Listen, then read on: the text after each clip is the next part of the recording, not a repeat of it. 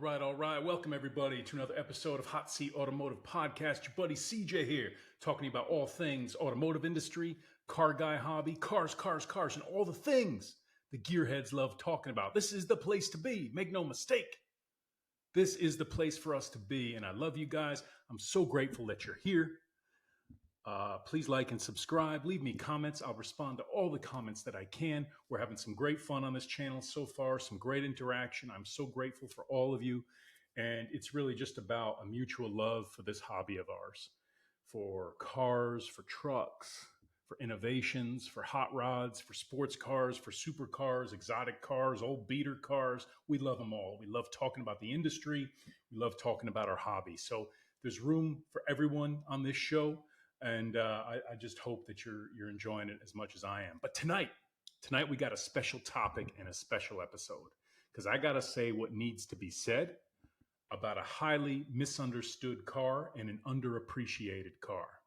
What are we talking about here? We're talking about the fourth generation, the C4 Chevrolet Corvette. Are you kidding me? This was the Corvette manufactured by Chevrolet from 1984 through 1996. She had a nice 12-year run there. Chevrolet made over 300,000 of these cars, right around 300,000, something like that. This was the Corvette for the computer generation. This was the Corvette for sort of Generation X and beyond. This is the one a lot of us fell in love with. Not just Gen X, but this was a Corvette that kind of revolutionized some things. Having said that, and we're going to get into this tonight, it's also a Corvette that gets a lot of shade. This Corvette gets a lot of hate. And I'm here to tell you on this episode tonight, that's foolishness. Your buddy CJ telling you like it is. And I might upset some people. I might trigger some people. But if I'm triggering you, it's probably because you know I'm right. And I'm giving you big facts and some different perspectives. So for folks who are maybe new to the hobby, interested in getting into the hobby with a cool car, I want to tell you why the C4 Corvette is a really interesting buy. And it's a really interesting automotive enthusiast car. It is not a performance beast. You will not set land speed records in 2024 with your 1985 Chevrolet Corvette. Of course you won't. But that's not why you buy it. And we'll get into that as well. So we're going to talk about all these things tonight, including why I claim, big thing here, is why you, as an automotive enthusiast considering getting into the hobby for the first time, or even if you're like CJ here, you've been in the hobby for a long time. I've owned a C4 Corvette. I'll tell you about my experience with it many years ago. It was an incredible ownership experience. I love that car. I miss that car, and I'll probably get another one. Why any automotive enthusiast should take another look at the C4. Let's not write it off. You know, there's a lot of reasons why that is still a really cool car. And if you go back in time and history to what was going on in the automotive industry at the time that hit the market and why it had some of the performance challenges that it had compared to previous generations, it all kind of makes sense. It's also a rad car. The C4 Corvette is about as rad as you can get in a Chevrolet Corvette. And for those that don't know what rad is, we're talking about the rad era. You kidding me? 1980s, early 1990s. Nothing says computer revolution. Ronald Reagan, Bill Clinton, you name it, MTV generation. Nothing screams, I want my MTV, like an 80s Corvette. Are you kidding me? And you want to pull into the car show and be a super cool kid with something that doesn't look like every other C5 or C6 Corvette, something that doesn't look like all the old head C3s, C2s. No, you pull in with the right C4, a cherry-looking C4. Everyone has a story about a C4. It's hysterical. And a lot of people can relate to that car, and you will love that car. It truly is the Corvette ownership experience. And I'm going to tell you why, but I'm getting ahead of myself. Your buddy CJ, you and I together tonight, I'm getting so excited that I'm getting ahead of myself. Let's not let that happen. Let me share a screen because I think we have to go back in time, ladies and gentlemen. We got to talk about where it all began. Context is everything. Context is everything when you're talking about the history of the C4 fourth generation Corvette. We got to go back in time and start with this car. This is the C3 Corvette, manufactured by Chevrolet from 1968 to 1982. You do the math. That's a 14-year run, guys. 14 years, this is what the Corvette looked like. Let me be blunt. Your buddy CJ going to give you some big facts now. You ready? This car was designed by and built for the boomer generation. Baby boomers love this car. They still do. You know, they love the C2s, love the C1s, but this is all baby boomer, guys. And I'm not trying to offend anybody. I'm giving it to you straight, in my opinion. If you disagree, leave me comments. Always open to respectful discourse. But people born in the 40s, 50s, 60s, and 70s, this was their Corvette. Context is everything. Look at those lines. And by the way, for me, this is a beautiful car. I am not a baby boomer, but this is a beautiful car to me. I've driven these C3 Corvettes. They are not fun cars to drive. Now, I'm a bigger guy. Maybe it's a dimension. Maybe I'm dimensionally challenged. No, maybe it's a dimensions challenge. But I don't enjoy getting in and out of these. I never did, even when I was younger. I don't enjoy driving them. I don't like the way they drive. But looks-wise, styling-wise, these cars are so beautiful. It looks like a shark. It literally looks like a shark to me. Mako shark, right? Some of these were performance monsters. Some were not. What started to happen in the late 70s? Who knows their automotive industry history? In the late 70s, Department of Environmental Protection requirements, manufacturing requirements, federal requirements, automotive industry, new requirements and expectations around emissions. The advent of the smog pump, the air pump, catalytic converters, all of these things, electronic engine management, the primitive electronic engine management started to manifest itself in the late 70s, early 80s. So while this car in the late 60s through the early 70s had some incredible performance variants, the further on you got in the life cycle of the C3, the worse the performance got. This is an earlier one. Look at those rally wheels.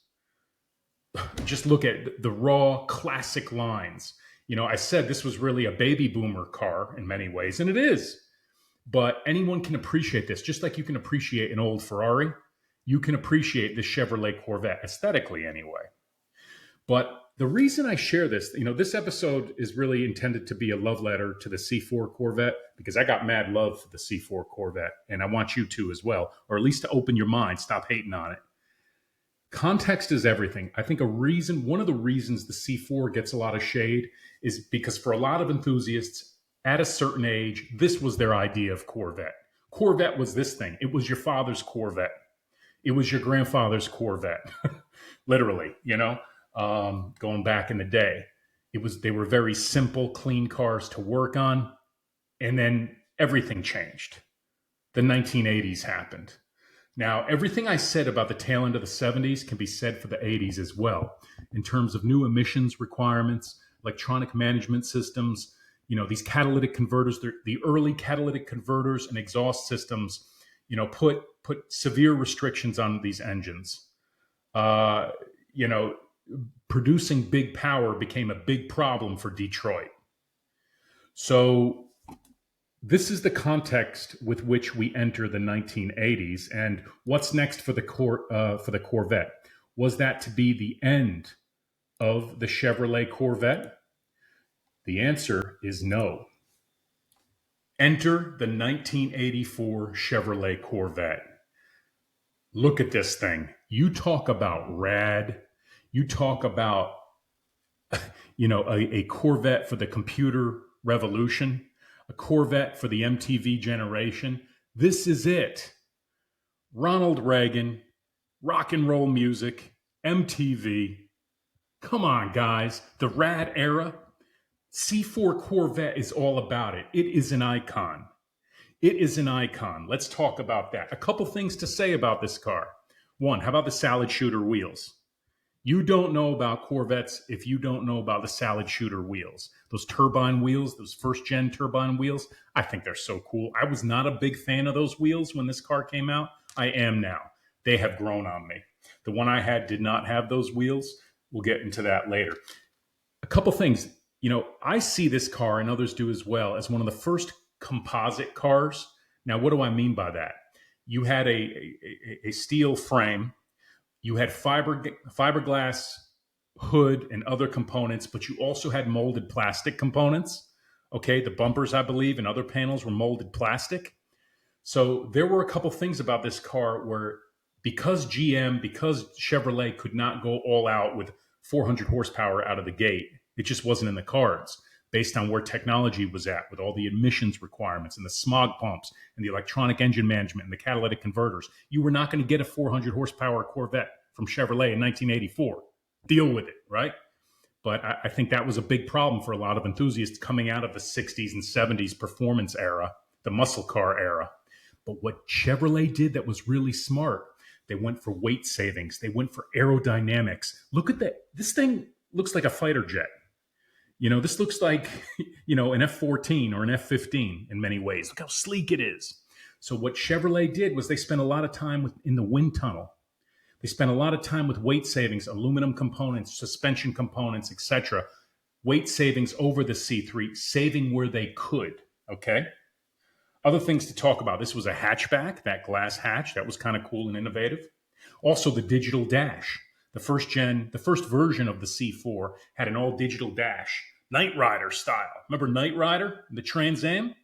The digital dash in the Corvette. Again, if you want to get into the automotive enthusiast hobby without breaking the bank, get an 84, 85 Corvette. Might have some miles on it, but with that digital dash, okay, a lot of them didn't hold up real well. They might need some repairs or, maybe you get some replacement parts. But bottom line, if you can get one that's still functional, they are super cool. What a conversation piece. And how cool is that to have something that's so early computer revolution era, automotive technology icon, that digital dash in the Corvette. They did away with it. The one I had did not have the all digital dash, but I still think they're super cool.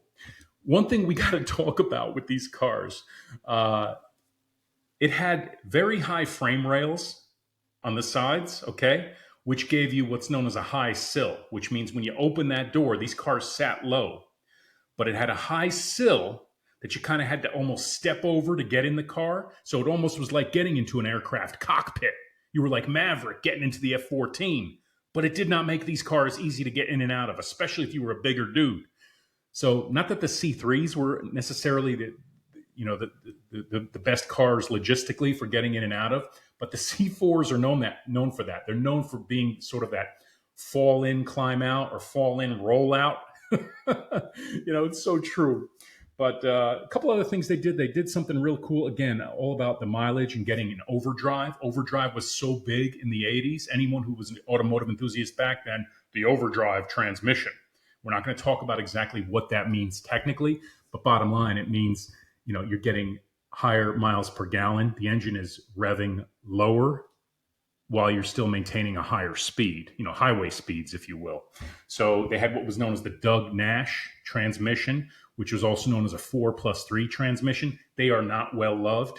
Let's get that out of the way, but they're still out there. And, that's a whole other episode, perhaps, or a whole other topic. But there were innovations, is my point.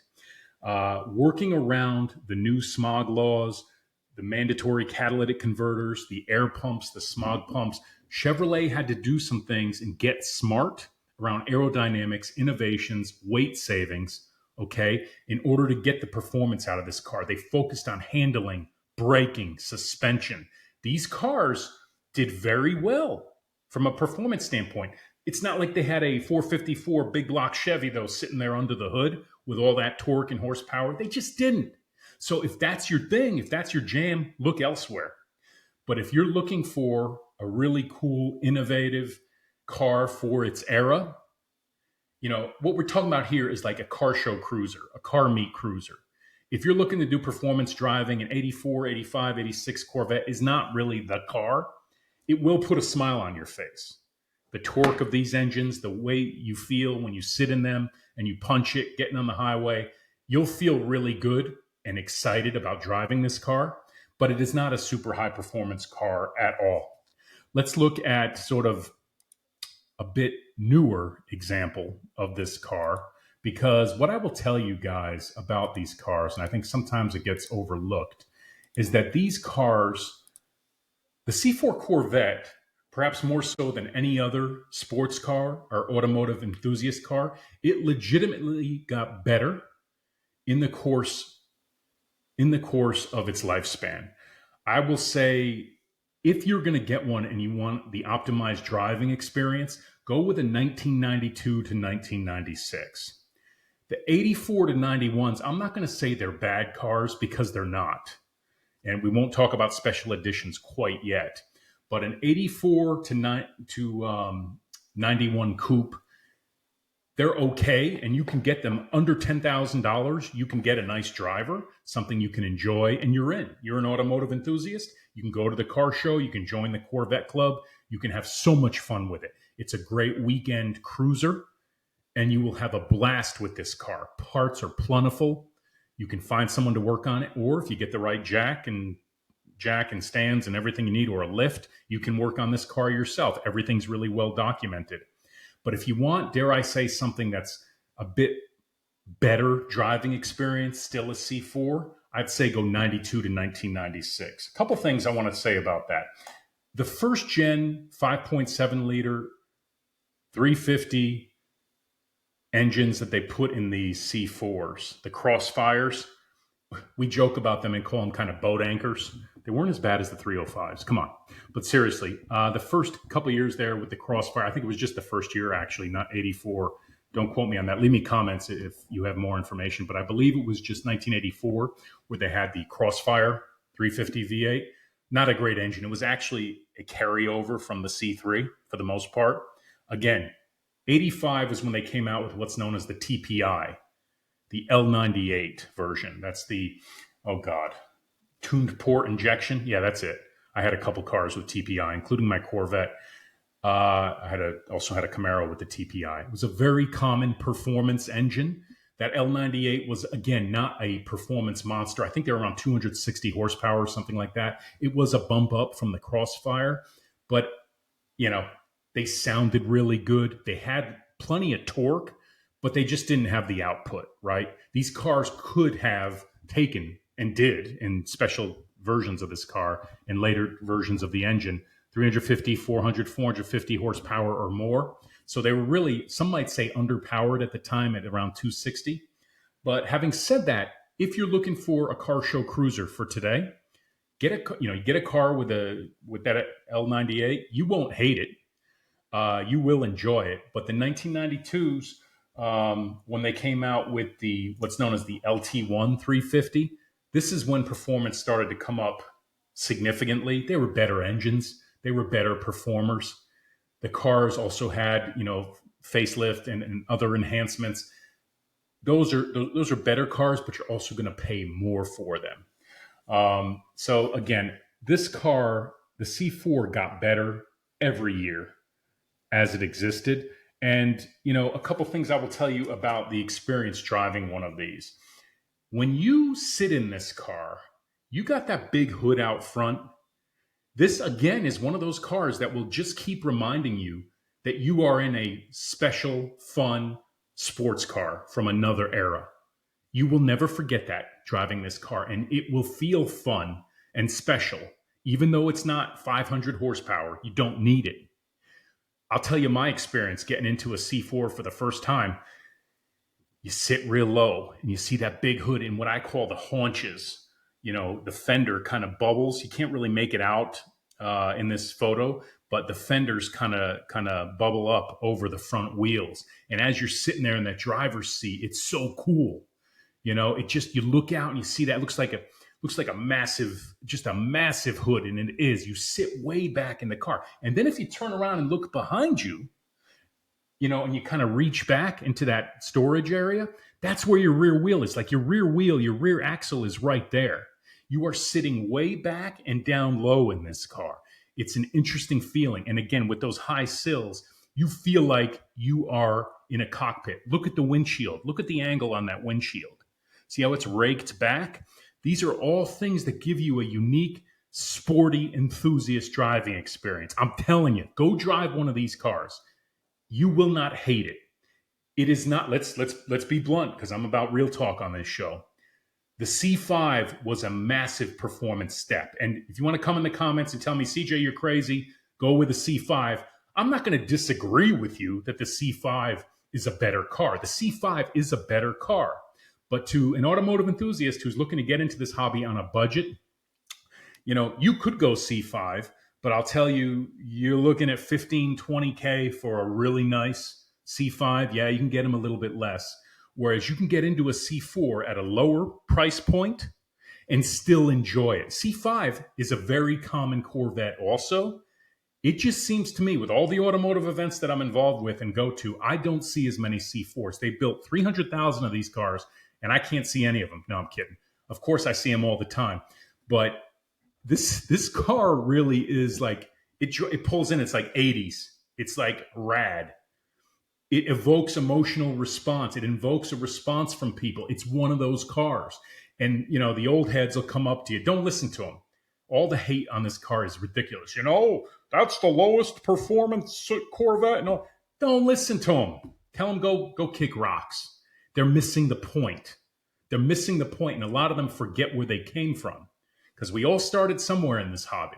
And not everyone. Listen, if you want to go out and get a high-end Corvette, go get a C7 2019 ZR1, okay? Go spend 150, 170, 200K. Get a C8 Z06 or get an E-Ray. Go do it. None of us care. Go do it. That's not what we're talking about here. We're not talking about the ultimate Corvette. We're talking about a cool car for an automotive enthusiast as a car show cruiser, car meet cruiser, weekend cruiser. For example, dads out there, you and your sons, you want something fun that you can get together and really enjoy as enthusiasts? Get one of these old C4s. Work on it together. Cruise on it. Memories to last a lifetime. You could get a boat. Don't get a boat. You can go fly little airplanes. Don't do that. Get you a C4 Corvette. I'm not kidding. Memories to last a lifetime. They're just incredible. They're just incredible. Now, we got to talk about really the showstopper for this car. You ready? Who's ready? We like to look at these things together on this channel.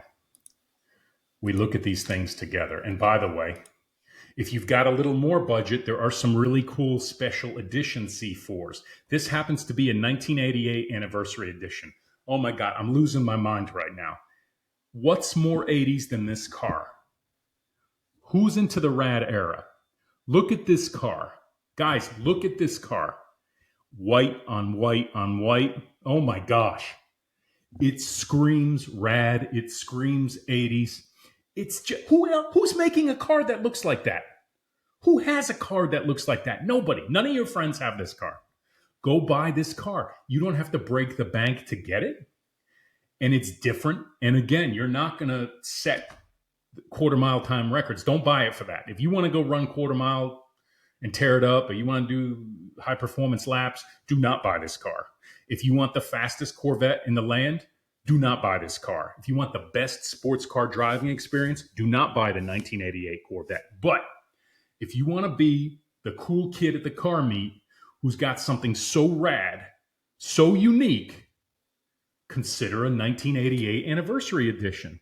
Nice ones can be had for 10 to 15K. Okay, super low mileage examples are going to be more, but you can get a driver, you can get a survivor in that sweet spot. But here's the other thing I want to tell you. That hood, when you pop that hood, these hoods fold forward. The whole hood, kind of like you ever see when a first-gen Viper opens its hood, same idea here. And you see the whole suspension, the front suspension. You see the whole engine bay is exposed. It is such a conversation starter. It is such a showstopper.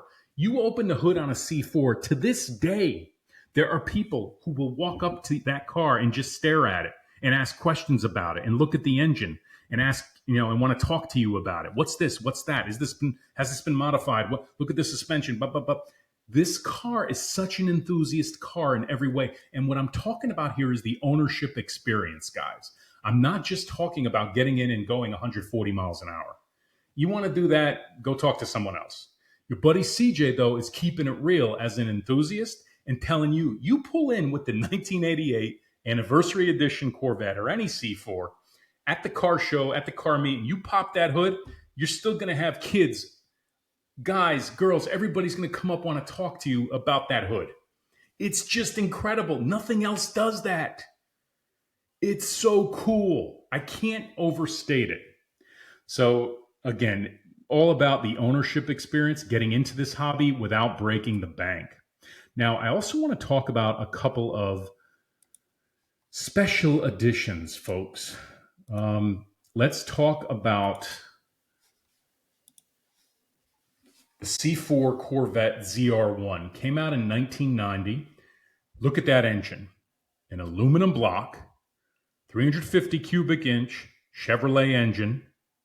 At this point, General Motors had an ownership stake in Lotus. Lotus helped design that engine. Okay.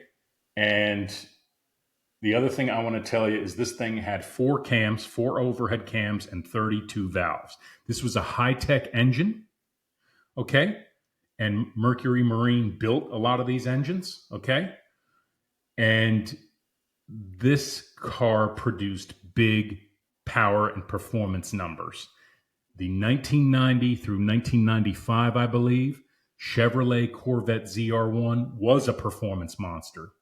It had subtle styling cues, not even worth me showing you a photo of the rest of the car, because it basically looks like a C4. There were some minor nuanced differences, a wider rear end, wider tires. It was the first one with those square taillights. But other than that, it was the badging was a little different, and the brake light was a little different on the ZR1s. Other than that, it was really hard to tell the difference. And then, of course, what did Chevy do? They took all the best styling cues that were unique to the ZR1, and they put them all on every Corvette. So it made the aesthetic enhancements on the ZR1 less relevant. So probably helped kind of hurt and kill ultimately the ZR1, unfortunately. But what I'm going to tell you is, this LT5 engine, if you go back, read all the reviews on the ZR1 from back in the day. It was the Ferrari killer. It was the end of supercars as we know it, because the Chevrolet, because Detroit was making a Corvette that could smoke Ferraris and Lamborghinis and supercars and Porsches. Gee whiz, kind of sounds like the C8 Z06. Like, there is nothing new under the sun. That's the other thing you need to know about Corvette ownership. There is nothing new under the sun. And Corvette guys, I didn't want to get into it. There is so much segregation and just shade thrown around in the Corvette community among guys who have certain trim packages or certain special cars versus base model cars. It's stupid. Corvette guys, stop the foolishness. Like, they're all great cars and they're all great Chevrolet sports cars. They're not supercars. They are super sports cars in some cases and super Corvettes, but they are mass produced. I think this past year, for those that are into numbers, I'll throw it out there. Chevrolet produced over 50,000 C8 Corvettes. Chevrolet produced 300,000 C4 Corvettes. Like, it is a super mass produced car. Okay, you say, well, there are special editions. Yeah, but 80 to 90% or more of the car are super mass produced. I'm not throwing shade at it.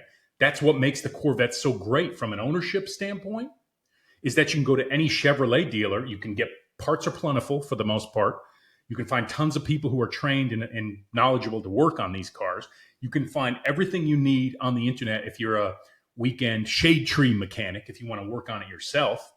Okay, all of these things make these fantastic cars to own. But it's just funny what goes on in the Corvette community. I always say I love Corvettes, and I've owned several, and I will probably own several more. I have one sitting out there in the garage right now, but I am not a Corvette guy with all that nonsense. But anyway, a little bit of fun tonight, guys. You know how I am. But that's a little bit about the ZR1. Again, you're talking about a higher dollar car to get into one of these. But if you want to have a special car, a special Corvette from the C4 era, this is one. I want to show you another example of what I consider to be, maybe this to me is the ultimate evolution of the C4 Corvette. Take a look at this, guys. This is the C4 Grand Sport, and this has that LT4 engine, which was just about the top of the mark in terms of the evolution of the small block 350 cubic inch Chevy. This car is absolutely incredible in every way. That striking appearance. This is a 1996. Look at the stripes. Look at the interior, the blue, the red, the white. Highly desirable cars. Now, that's a super collectible car. That's a collector's car. It's going to be a big money car. But go with a 1996 manual transmission car, and you can get that LT4 engine. So that's why I say, guys, that 1992 to 1996 is probably, if you've got a little bit extra money to invest for your first Corvette, and you want to get in, and you want to have a C4 era car, which I think is an incredibly cool car guy, automotive enthusiast buy. Look at the 92s to 96s. You can get the LT1 engine, or if you're fortunate enough, if you can swing it, go with one of these with an LT4. It doesn't have to be the Grand Sport. Grand Sport's a big money car, but you can get like a 96 manual transmission in a cool green or red. So many cool colors. They made like an aquamarine. Leave me comments if you know what that color was. It was so 90s, the aquamarine color. Oh gosh, it was like a turquoise. Just such a cool car. And they're just fantastic in every way. So guys, that's a little bit about why I think the C4 Corvette is an automotive enthusiast car. Okay, it is a fantastic car guy car. It is a fantastic weekend car show, car meet car. You will enjoy the heck out of your Chevrolet Corvette C4, and you don't have to break the bank to get into the hobby. You can buy a C4 Corvette. You can go to all the car meets, the car shows. You can join the Corvette Club. You can have that driving experience with that big hood out front, that massive hood that extends out front, those big haunches over the front wheels, that hood that opens forward, okay? That rumbling V8 350 exhaust, sitting down low with that raked windshield. Are you kidding me? The Corvette C4, it's so rad, so 80s. It is so unfair that people will trash it because it's not the ultimate performance car. Well, look at, knock, knock. Do you know what was going on in the automotive industry in the 80s, guys? Wake up. That was kind of the malaise era. You know, smog, environmental concerns, emissions, catalytic converters, all of these things, electronic engine management, took their toll on performance cars. So if you need to have a super high performance Corvette or car, you may want to look elsewhere. But if you want something really cool to cruise, take your son out, take your kid, take your main squeeze out with you, go cruise the car shows, take a cruise around town, the back roads, you will love your C4 Corvette. Don't believe the hype. Believe your buddy CJ. And again, I love the C5s. I love the C6s, the C7, C8s. I'm not nuts about the C3s just because it wasn't a great driving experience for me. I've never driven a C2 or C1. Not really my thing. C3, I believe, is an absolutely beautiful car. Those lines, oh my gosh, on a C3. But I claim if you want to be rad, if you want to be 80s cool, computer generation cool, MTV generation cool, you got to go out and get yourself a C4 Corvette. And you don't have to break the bank. Your buddy CJ says you could be fiscally responsible, get you a C4 Corvette, spend 10, 15 grand, get a nice driver, go to the car show and enjoy life. Guys, that's what I think. That's my open love letter to the C4 Corvette. I want to know what you think. Give me a like and subscribe. Please leave me some comments. I'll respond to all the comments I can. I really love you guys. I appreciate you coming out tonight, and I'll see you on the next one. Peace.